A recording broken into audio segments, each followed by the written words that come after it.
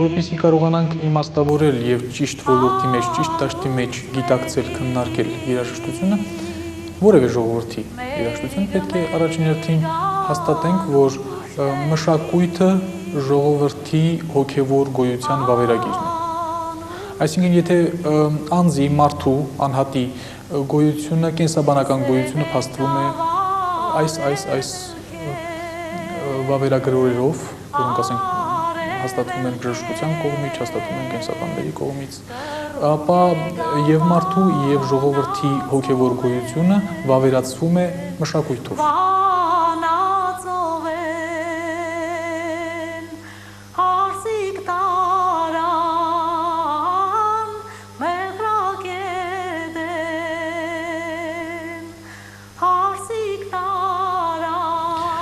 Ինչպես որ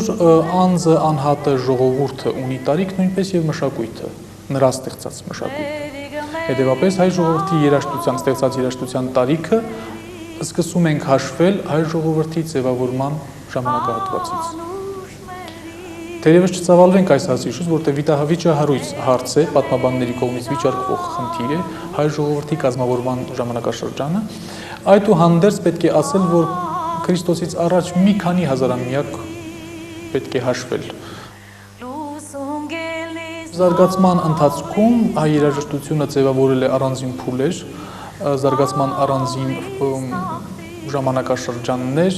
որոնք առանձնանում են իրարից կամ տարբերվում են միմյանցից, որակական հատկանիշներով, ընդհանուր նկարագրական առումներով, մի շարք այլև այլ մասնագիտական բնութագրերով։ Սակայն հիմնական փուլերը, որոնք առանձնանում են հայ երաժշտության զարգացման պատմության մեջ, դրանք հետևյալք են։ Ձևավորման կամ հնագույն շրջան, որը ընդհուպ ձգվում է մինչև միջնադարի սկիզբ, միջնադարյան փուլ եւ նոր ժամանակաշրջան։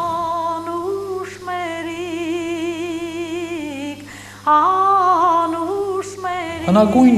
ժամանակներից ինչ է պահպանվել եւ ինչ է հասել մեզ։ Բնականաբար մյուս արվեստների կամ նյութական արվեստների, նյութական մշակույթի տարբերությամբ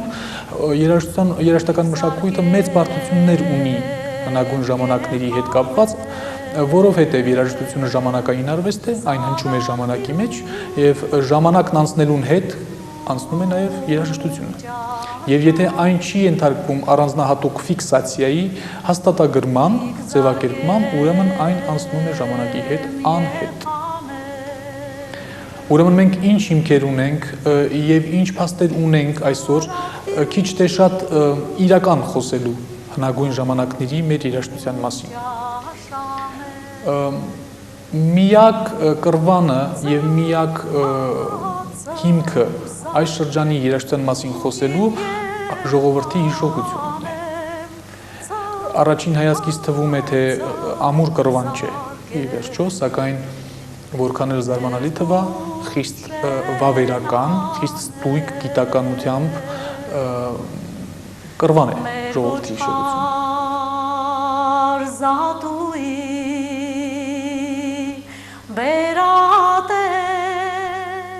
Ինչպես եւ ինչպիսի շերտերի վրա է պահպանել ժողովուրդը այդ հնագույն շերտերից ավանդված երաժշտական արտահայտությունները։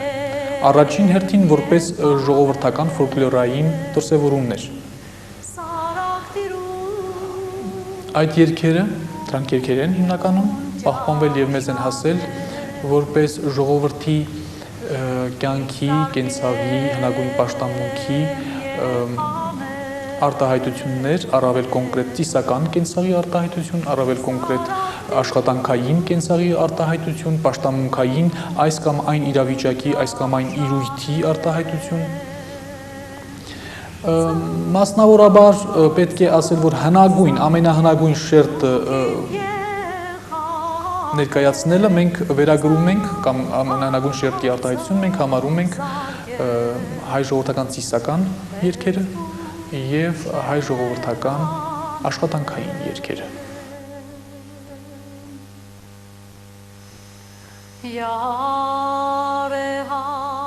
Մի քիչ պայմանական է խոսել այս ժամանակահատվածում երաժշտություն որպես արվեստ տեսակ կարգավիճակով, որովհետև պետք է գիտակցել, որ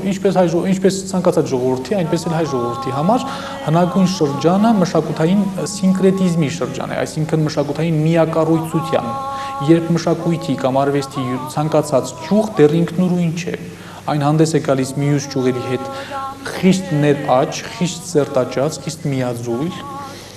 եւ մեկ ընդհանուր կոնտեքստի մեջ։ Հետևաբար, նաև հայ երաժշտության դեպքում մենք պետք է ասենք, որ երաժշտությունը այս հնագույն շրջանում հանդիսանում էր որոշակի ծիսական կարգի մի բաղկացուցիչ, որը հանդես էր գալիս արվեստի մի շարք այլ ձևերի հետ, որպես միակառույց դրսևորում, որպես սինկրետիկ դրսևորում։ Այո, պահպանվել եւ մեզ են հասել բազմաթիվ ծիսական երգեր։ Ծիսական երգեր դրանք մեկ կոնկրետ երևույթ չի, ծեսը առհասարակ բազմաթիվ ծեսեր են պահպանվել եւ այդ բազմաթիվ ծեսերը անպայման ունեին եւ մինչեւ հիմա պահպանվել են շատերը իրենց երաժշտական մարմնացումը։ Ամենացայտունը եւ ամենատարածվածը թերևս հարսանիքի ծեսն է, յուրաքանչյուրի համար շատ ավելի հասկանալի ծեսի մասին եմ խոսում, եւ հարսանեկան ծեսին վերաբերող բազմաթիվ երգեր գոյատևել են մինչեւ մեր օրեր։ Այս դեպքում դժվար է խոսել եւ կամ չի կարելի առհասարակ խոսել, թե ինչ ճշգրտությամբ պահպանվեցին եւ հասան, որովհետեւ ժողովրդական արվեստը, ժողովրդական բանահյուսությունը եւ ժողովրդական երաժշտական բանահյուսությունը նման խնդիր չի դնում։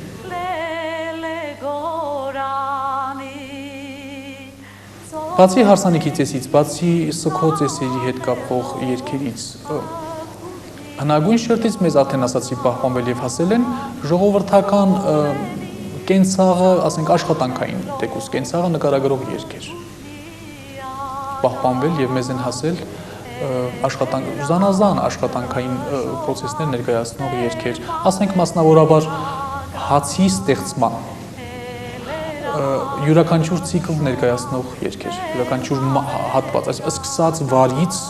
սկսած ցանկից ընդཐུպ մինչև հաց թխելու երգեր։ Հնագույն շրջանի մեջ է մտնում նաև այն ժամանակահատվածը, երբ այլևս սոսկ տոտեմական ծեսը չէ մշակույթի բնորանը կամ մշակույթ ծնող միջավայրը, այլ մշակույթը դառնում է ինքնուրույն տարր, մշակույթի առանձին ճյուղեր առանձնանում են նույնիսկ եւ դրսևորվում որպես արվեստ, ինքնակա արվեստ, այսինքն սա համեմատաբար առավել երիտասարդ ժամանակներ են հնագույն շրջանի մեջ։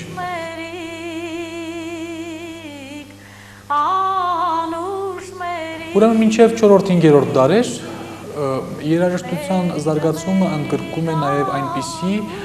էտապներ, այնպիսի փուլեր, երբ մենք խոսում ենք արդեն այնպիսի հասկացությունների մասին, ինչպեսին գուսանական արվեստն է, վիպասանական արվեստն է, այնպիսի հասկացությունների մասին, ինչպես ասենք թատրոն, որպես ինքնուրույն արվեստի դրսևորում, թեև իր ներսում արդեն իսկ սինկրետիկ, բայց եւ ինքնուրույն արվեստի դրսևորում եւ այդ արվեստի դրսևորման մեջ առանձին երաժշտական տարի շեշտումով։ Հնագույն շրջանի հաջորդ փուլի մասին մեզ ստույգ տեղեկություններ է հայտնում Մովսես Օրենացին։ Պատմահայրը ամենայն մանրամասնությամբ նկարագրում է գողթան երգիչների, գողթան վիպասանների երգած եւ ավանդած զանազան ավանդազրույցներ, հիշատակում է այդ ավանդազրույցների նույնիսկ կատարման ձևը, ասում է, թե մենք մեր ականջով լսեցինք, ինչպես այսինչ գործիքների նվագակցությամբ երգում էին այս երգերը։